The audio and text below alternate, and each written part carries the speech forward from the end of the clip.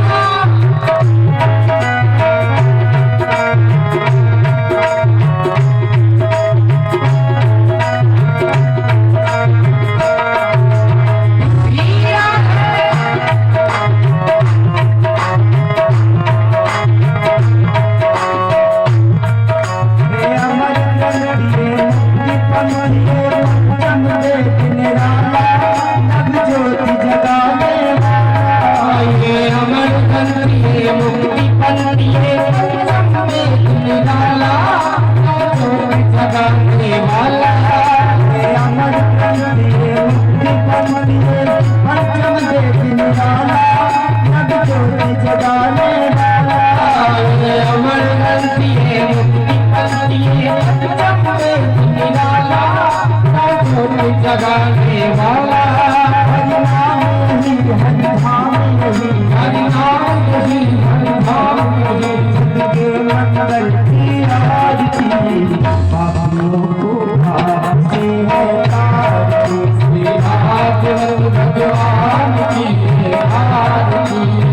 पापियों को नाम से तारती पापियों को नाम से तारती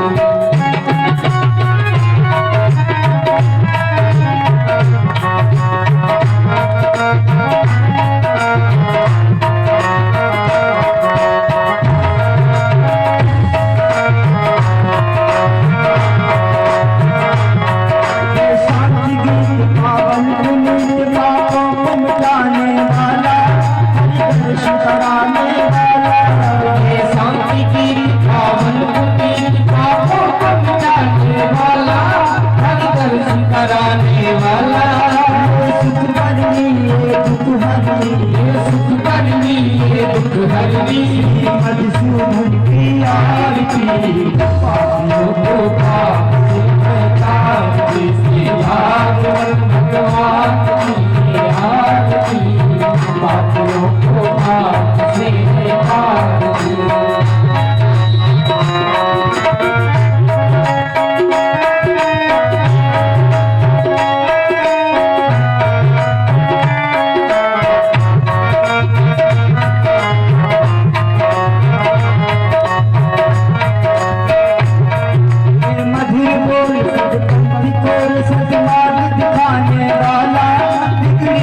बनाने वाला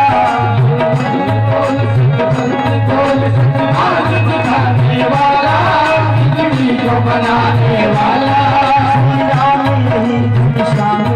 श्री राम यही घनश्याम यही श्री राम यही घनश्याम यही श्री राम यही घनश्याम यही के मंदिर की आरती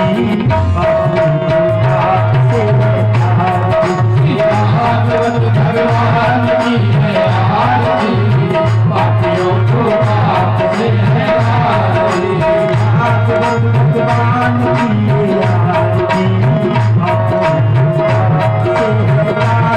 की आरती भगवान की है आरती पापियों को पाप से है आरती भगवान की आरती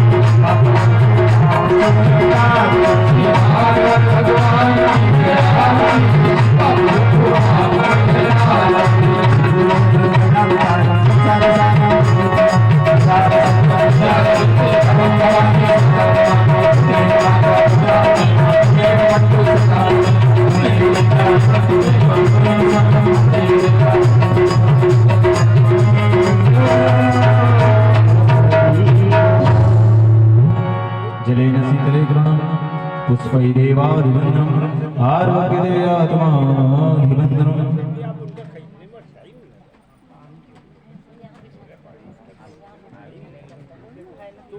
हस्ते पुष्पमादाय मन्त्रं सर्वाञ्जलिं हरिः ओम् जनेरजनमजनितदेवास्तानि धर्माणि मणिमान्यापन्ना ते हुनाकं महिमानः सचरितयत्र पूर्वे साध्यः सन्ति देवाः हेवन्तिकामकुलजम्बकपाटलाब्जे पुण्यागजालिकैमीनरसालपुष्पै इल्लं प्रवाह तुलसीदलमञ्जरीभिः त्वं पूज्यामि जगदीश्वरमे प्रसिद्धो नानासुगन्धपुष्पाणि यथा कालोध्वानि च पुष्पाञ्जलिर्मय दत्ताग्रहणो परमेश्वर काहे के रास्ता नहीं अंजन कौन आ यहाँ जाइए पानी वाली वहाँ मत अच्छा वहाँ से रास्ता सियाराम जय श्री नहीं ऐसे नहीं हंस जान हरि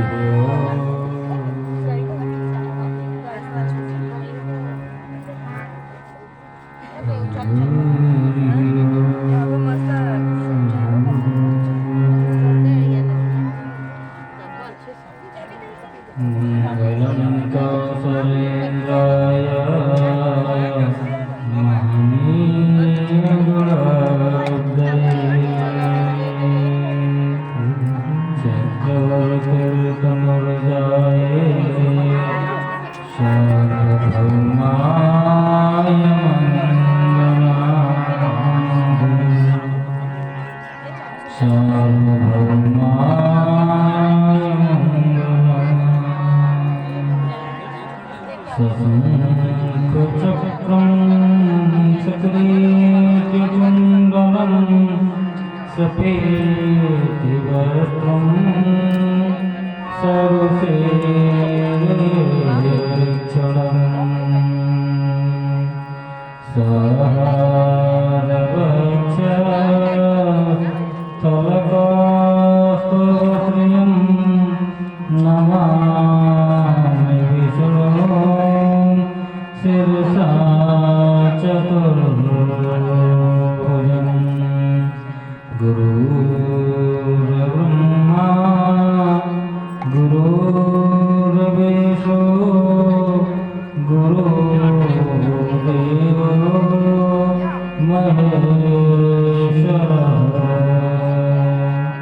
गुरु साक्षात् परब्रह्म तस्मै श्री गुरवे नमः अज्ञानतिमिरान्धस्य ज्ञानाञ्जनशलाकया चक्षुरुन्मीलितं तस्मै श्रीगुरवे नमः श्रीसीतानाथसमारम्भां श्रीरामानन्दार्यमाध्यमाम् अस्मदाचार्यपर्यन्तां वन्दे गुरुपरम्परां वन्दे विदेहतनया पदपुण्डरीकं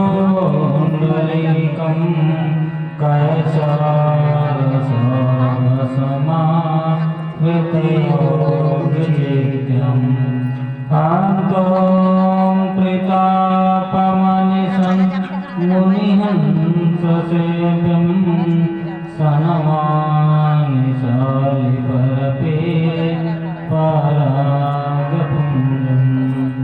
गोपादरं गतितनं तरुणाब्जनेत्रं हेमाम्बरं विभूषणभूषिताङ्गं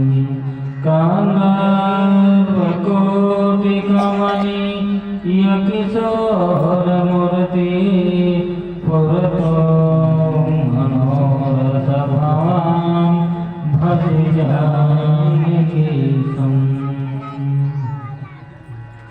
भाव ही सर्वस्व है भाव ही आधार भाव से जो भजे वो भव से बेड़ा अपने अपने घरन की सबका को भी तुम्हें फिर हर घरन की धन्य धन्य रघुवीर जाकी सेवा भाव से मुग्ध हुए श्री राम ऐसे श्री हनुमान को बारंबार प्रणाम। नहीं वेद्या नहीं बाहुबल शरय नए को एक बार सब प्रेम से बोलो जय सिया राम गुरु संत सिया सुमिरो गणे जय जय माता सरस्वती जय जय भारत बोले समुदेव भगवान की ऐसा बोलो जय कि मालूम पड़े कोई है ऐसा बोलो जय कि हद कर दो और जमराज का खाता रद्द कर दो। जय बोलने से जो निगेटिव ऊर्जा होती है नष्ट हो जाती है, इसलिए जय में कंजूसी नहीं करना चाहिए। वैसे नवरात्र व्रत चल रहा है, हो सकता है कुछ लोग व्रत हों, इसलिए व्रत की वजह से आवाज कम आती हो। चलिए राजा रामचंद्र की श्री हनुमान जी महाराज की श्री शंकर भगवान की आनंद बंद भगवान की सच्चिदानंद भगवान की परम परमंत हनुमंतराय की अयोध्या धाम की कनक बिहारी सरकार की सरयू मैया की चारों भैया की चारों महारानी की श्रोता समाज की संत समाज की जनता जनार्दन की भक्त और भगवान की ग्राम वासियों की क्षेत्र वासियों की नगर निवासियों की जय जय सीता जय जय राधेश्याम। परम श्रद्धेय श्रोता महानुभाव, श्री हनुमान जी महाराज की भावमयी उपस्थिति में उन्हीं के कारण करुणा के कारण श्रीमद् भागवत सप्ताह ज्ञान के माध्यम से तथा ब्रजेंद्र नंदन नंद नंदन श्री श्याम सुंदर की पावन सुखद भोग में बैठकर सत्संग का यह स्वर्णिम अवसर हमारे आपके जीवन में त्रिवेणी संगम चौदह प्रताप प्रयाग भागवत रूपी गंगा में स्नान करने का स्वर्णिम अवसर हमें आपको जो प्राप्त हुआ, इसमें से आज द्वितीय दिवस है। देखिए हमारे आपके हाथ से समय किस तरह निकल रहा है। इस संसार में जो समय का चक्र अनवरत चलता रहता है, इसी को संसार कहा गया है। संसार जिसमें समय का चक्र अनवरत चलता रहे, कभी रुके ना, इसलिए इसका नाम संसार। और दुनिया इसलिए कही गई कि इस दुनिया में केवल दो चीज है, इसीलिए इसका नाम पड़ा दुनिया। यदि एक चीज होता तो एकनिया और तीन चीज होता तो तिकनिया कहा जाता, लेकिन इसका नाम है दुनिया। दुनिया में हर चीज कोई चीज है। रामचरित्र मानस में सबसे पहले बाबा गोस्वामी ने लिख दिया वंदना। वंदना का क्या होता है कि जो कभी बंद ही ना हो, वंदना ये शुरू कर दिया जाए और कभी बंद ना हो तो उसका नाम वंदना। और दोहा का क्या हुआ, संकेत कितना अच्छा कर रहे हैं। हनुमान चालीसा में कितना अच्छा संकेत है। हम सभी लोग हनुमान चालीसा का पाठ करते हैं, लेकिन अर्थानुसंधान पूर्वक नहीं करते। कैसे? एक बार एक संत जी रास्ते पर जा रहे थे, तो एक भक्त ने पूछा कि गुरुदेव, हमारे जीवन में अनेक प्रकार की समस्याएं हैं और उसका समाधान बताइए, मैं क्या करूं जिससे हमारे जीवन की जो नैया है थोड़ा अच्छे ढंग से चल जाए।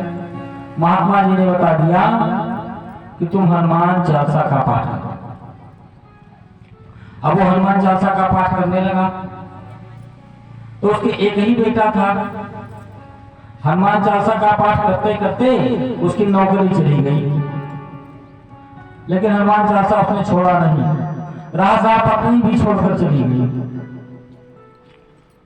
और कुछ दिन बीता तो उसका बेटा भी चला गया। जब अकेला बचा तब तक वो संत जी फिर मिल गए उसको। संत जी फिर मिल गए और संत जी से दोबारा उसने बड़े तेज से प्रश्न किया कि गुरुदेव, आपने बताया था हनुमान चालीसा का पाठ करो और मैंने किया तो मुझे ये दंड मिल गया, आपने ऐसा क्यों बता दिया? महात्मा जी ने कहा हनुमान चालीसा सुनाओ। तो वो हनुमान चालीसा सुनाने लगा। जो उसने सुनाया वो बता रहा हूं। उसने कहा कि श्री गुरु चरण सरोज रज निज मन मुकुर सुधार, बरनव रघुबर विमल जो दायक फल चार। अब वो क्या बोलता है कि बुद्धिमान तनु जान के असुमिरहु पवन कुमार, और बल बुद्धि विद्यालय हूँ सब दियहु कलेश विकार। अब उसने जो मांगा सो मिल गया। भाई देखो, देवन में हनुमान और नातन में सड़वान बहुत तेज है। कभी कैसे? हमारे यहाँ की कहावत समझना कहते हैं कि साहू गांव में साहू आवाज सब नातन में हीरा, और भितरा से सड़वाई निकली लिहा पान के बीरा आज मुझ जी जाए। बहुत प्यारा है ये दो संबंध। आज जो एक दिन में 20 फुट सिगरेट पीता है और 500 गुटखा खाता है, वो भी बिना हनुमान चालीसा का पाठ किए कुछ नहीं खाता है। हनुमान चालीसा का पाठ पहले, हनुमान चालीसा को पहले किसी गुरुदेव के द्वारा अर्थान संधान पूर्वक श्रवण कर लेना चाहिए, समझ लेना चाहिए। हनुमान चालीसा में सबसे पहले क्या लिखा है कि सिर गुरु चरण सरोज रज। इतना ध्यान दीजिए, केवल सिर गुरु चरण सरोज रज। जब इतना याद कर लेंगे तब आगे पहुंचेंगे निज मन मुकुर सुधार। उससे पहले नहीं पहुंचेंगे। अब सिर गुरु चरण सरोज, सर्वप्रथम क्या करना चाहिए? व्यक्ति शुद्ध होकर के शुद्ध आसन पर बैठ जाए और श्री गुरु जी के चरणों का ध्यान करें। और जब गुरु जी मिल जाए तो क्या करें? श्री गुरु चरण, गुरु जी के चरणों की जो रज है, जो धूल है, श्री गुरु चरण सरोज रज, फिर निज मन मुकुर सुधार पूरे मुखमंडल में लगा ले तो उसको दिव्य दृष्टि प्राप्त होती है। तब निज मन मुकुर सुधार। और जब ऐसा करेंगे, अब गोस्वामी जी के पास पहुंचिए। गोस्वामी जी ने वंदना के बाद क्या लिखा? दोहा। दोहा का क्या हुआ? हाय वह 2 अक्षर वाला प्यारा नाम क्या है? नाम। 2 अक्षर वाला प्यारा नाम जब बार बार रटेंगे तो क्या हो जाएगा? सो रटा। उस परम परमेश्वर परम पिता परमात्मा का बार बार जब नाम रटेंगे तो क्या हुआ? सो रटा। बार बार जब परमात्मा का नाम रटेंगे क्या हो जाएगा? हम देखिए, आप पहुंच जाएंगे छंद पर, और जब बार बार रखते रहेंगे तो 4 चीज मिल जाएगा: धर्म, अर्थ, काम और मोक्ष। धर्म दिन में, काम रात्रि में, धर्म प्रातःकाल, अर्थ दिन में। यदि अर्थ की प्रक्रिया हम लोग रात्रि में अपनाएंगे तो चोर हो जाएंगे, चोर बने जाएंगे। धर्म प्रातःकाल सबसे श्रेष्ठ होता है, अग्रगण्य होता है। 4 बजे से 6 बजे तक धर्म किया जाए तो कोई कार्य का भी नुकसान नहीं, और धर्म भी मेरा मजबूत, अर्थात पूजा पाठ। अर्थ दिन में खूब मेहनत करो 12 घंटा, और मोक्ष मरने के बाद होता है। मोक्ष जीते जी लोग मोक्ष का केवल कल्पना कर सकते हैं। इसी तरह हमारी जो देश की नारियां हैं, इनके एक जीवन में 3 रूप और एक दिन में 3 रूप कहे। जब व्यक्ति का विवाह होता है तो जब वो महिला पहली बार आती है तो सबसे पहले वो अपने पूरे परिवार को चंद्रमा के समान शीतलता देती है, चंद्र के भाव शीतल होती है। और जब कुछ दिन बीत जाता है और एक पुत्र की मां बन जाती है तो धीरे धीरे सूर्य के समान हो जाती है, थोड़ा थोड़ा गर्मी दिखाती है। और वही पुत्र जब कमाने खिलाने के योग्य हो जाता है तो वो ज्वालामुखी बन जाती है। तो चंद्रमुखी, सूर्यमुखी और ज्वालामुखी। उसके बाद क्या होता है, एक जीवन में 3 रूप। सबसे पहले कुंवारी, उसके बाद नारी, फिर महतारी। सुपरखा पहुंची थी तो सबसे पहले भगवान राम से तुम सब पुरुष नमो सम नारी, नारी की बात कहती है। तो कुंवारा और कुंवारी का विवाह होता है, न कि नर और नारी का होता है। इसलिए सुपरखा ने गलत नहीं कहा। भागवत महापुराण में जो भी वर्णन आया केवल समझने की बात। तो कहने का मतलब जो हमारे देश की नारियों का अवलोकन किया गया, इनको एक मिट्टी का कुल्हड़ होता है, जिसमें हमारे यहाँ चलता है, यहाँ नहीं चलता है, मिट्टी का कुल्हड़ होता है, कुल्हड़ की उपमा दिया गया। लेकिन अब क्या, अब तो संस्कृति ही बदल गई। अब वाइफ और हस्बैंड हो गए, कलयुग में सब सस्पेंड हो गए, वाइफ और हस्बैंड चल गया। अच्छा, एक संत जी एक बार कह रहे थे कि वाइफ और माइक में क्या अंतर है? ये सब जो माइक बोल रहे हैं, ये माइक और वाइफ में क्या अंतर है? माइक में चाहे जितना तेज बोल दो कोई दिक्कत नहीं, इतना तेज वाइफ के सामने नहीं बोला जा सकता। माइक एक साथ में 2-3 लगा लो, लेकिन वाइफ ऐसा नहीं किया जा सकता। और माइक खराब हो जाए तो पड़ोसी का भी ला सकते हो, लेकिन वाइफ ऐसा नहीं हो सकता। पहले धर्म पत्नी होती थी तो धर्मपति होते थे, अब वाइफ और हस्बैंड हो गए, सब काम सस्पेंड हो गया। इसलिए धर्मपति और पत्नी का धर्म निर्वाह करना चाहिए। कथा में श्रीमद् भागवत कथा हो अथवा राम कथा हो, कथा से यही संकेत होता है। कैसे कथा से होता क्या है? जय जय राम कथा, जय श्री श्याम कथा, जय जय राम कथा।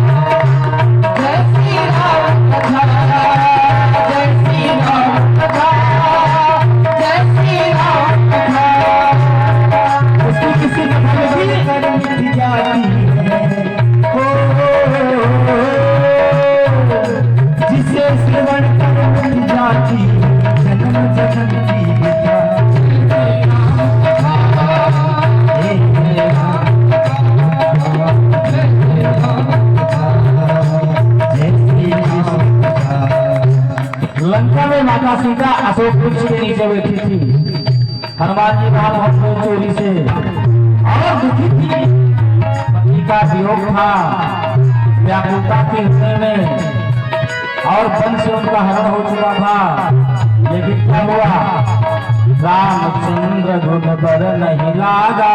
जैसे हनुमान जी वहां पहुंचे और राम जी के चरित्रों का गुणानुवाद शुरू किया।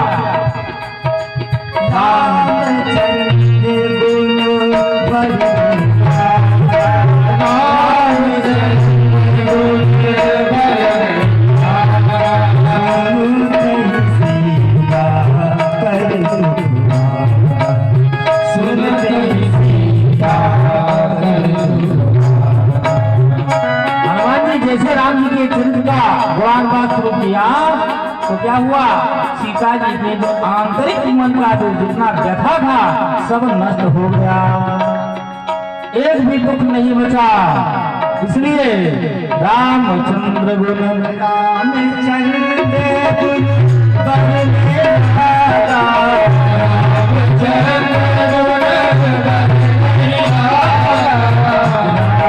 सभी गाएंगे बरने लगा,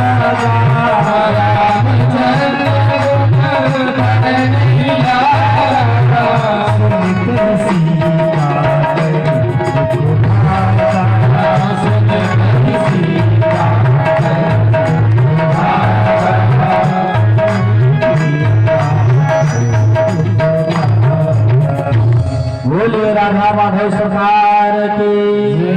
आइए दो बार भगवान के मंगलमय नामों का कीर्तन करते हुए हम लोग कल जहाँ छोड़े थे, आज के युग में जो सीतापुर में विख्यात तीर्थ है नैमिष तीर्थ, जहाँ पर श्री सूत जी महाराज और से श्री शौनकाद ऋषि प्रश्न कर रहे हैं और श्री सूत जी महाराज उत्तर दे रहे हैं। अभी श्रीमद् भागवत में हम लोग प्रवेश नहीं कर पाए। अभी श्रीमद् भागवत महापुराण का जो उद्गम स्थान है, श्रीमद् भागवत का जो लेखन कार्य है वहां पर पहुंचे कि हमें हमारे आपके भी श्रीमद् भागवत महापुराण की दिव्य मंगलमयी कथा हमें आपको कैसे प्राप्त होगी। अभी उसके जब तक नहीं पहुंचे पूरा, लेकिन आज पहुंच जाएंगे आशा है। कथा तो सभी लोग जानते हैं, लगभग आप लोग सुन भी चुके होंगे और लगभग यहाँ तक याद भी होगा, किंतु जो बार बार दर्शन करते रहेंगे, बार बार पीते रहेंगे, श्री सुखदेव जी महाराज का जिसमें ओठ लग गया और अत्यधिक मीठा हो गया, तो बार बार दर्शन मात्र से आनंद आता है और जीवन की जो नौका है इसमें जो अज्ञान रूपी धूली भरी हुई है वो ज्ञान रूपी प्रकाश से साफ हो जाता है। इसलिए भागवत महापुराण रूपी कल्पवृक्ष के नीचे अवश्य बैठ करके आनंद लेना चाहिए। और एक बात, संत की कथा में आगे बैठकर कथा श्रवण करना चाहिए। यदि कोई तकलीफ शरीर को ना हो, कष्ट ना हो, तो नीचे बैठ करके सुनना चाहिए और आगे बैठकर सुनना चाहिए, क्योंकि संत की कथा में जब अमृत की वर्षा हो जाए तो उससे हम वंचित हो जाएंगे। और नेता के भाषण में पीछे रहना चाहिए जब नेता भाषण करता हो, क्योंकि यदि बम विस्फोट होता है तो नेता को ही लोग मारते हैं, तो बम विस्फोट होगा आगे और तो पीछे से हम लोग निकल लेंगे। और कथा में वर्षा यदि होती है अमृत की तो आगे होती है, क्योंकि आगे ही भागवत भगवान रहते हैं, तो इन्हीं के ऊपर बारिश होती है, हो सकता है कुछ हमारे ऊपर पड़ जाए। इसलिए संत की कथा में आगे और नेता के भाषण में पीछे। और कथा जमीन में बैठ करके सुनना चाहिए। कथा सुनने का तरीका श्री व्यास जी ने बताया है कि कथा कैसे सुननी चाहिए। कथा सुनते समय सुखासन हो, जिस आसन में हमें आपको कोई तकलीफ ना हो और रीढ़ की हड्डियां सीधी हो, ताकि जो आप श्रवण करें सीधे नीचे पहुंच जाए। तुलसी रा के कहते ही निक्षत पाप पहाड़, जैसे रा शब्द निकला, रा बोले और माँ आते ही कपाट बंद हो जाता है, द्वार मौका बंद हो जाता है, तो रा बोले तो अंदर का पाव बाहर आया और माँ के कहते ही दरवाजा बंद। इसलिए 2 बार मात्र भगवान के मंगलमय नामों का कीर्तन करते हुए हम लोग श्री सीतापुर की नगरी पावन धरती पर पहुंचेंगे, जहां पर सभी पुराणों का उद्गम स्थान है, वहीं पर पहुंचेंगे।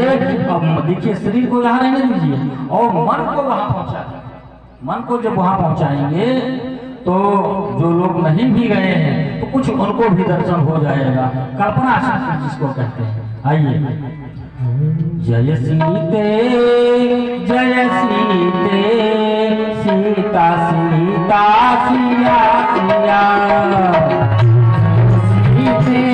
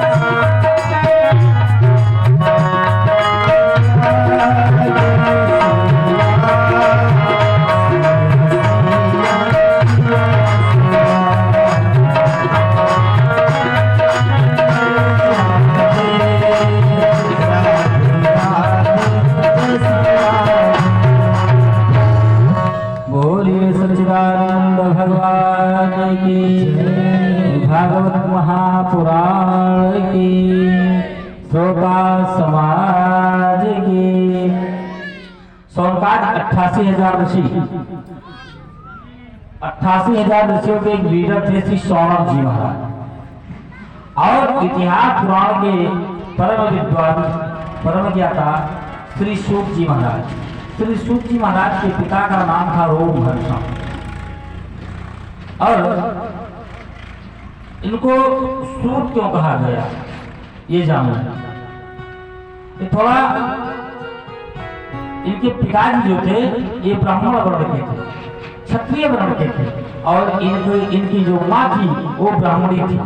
तो ब्राह्मण और क्षत्रिय के संसर्ग से इनका जन्म हुआ था, इसलिए इनको सूत कहा गया। भागवत महापुराण में ये रोमहर्षण के पुत्र श्री सूत जी के नाम से विख्यात हुआ। ये इतिहास पुराण के ज्ञाता श्री व्यास जी महाराज के शिष्य थे। श्री व्यास जी महाराज से इन्होंने शिक्षा ग्रहण किया था। देखिए, जो पहले शिक्षा होती थी वो गुरुकुल में होती थी। शिष्य लोग गुरु की सेवा करके विद्या अध्ययन करते थे, और जो गुरु जी भोजन करते थे, गुरु जी के भोजन करने से जो उच्छिष्ट बच जाता था वही थोड़ा सा भोजन को साझी पाते थे। गुरु जी की अथक सेवा करते थे तो वो विद्या फलवती होती थी। आज बढ़िया बढ़िया डिग्री है, BA, MA, MSc, PhD तक डिग्री है, लेकिन घर बैठे हैं। कारण ये है विद्या फलवती नहीं है।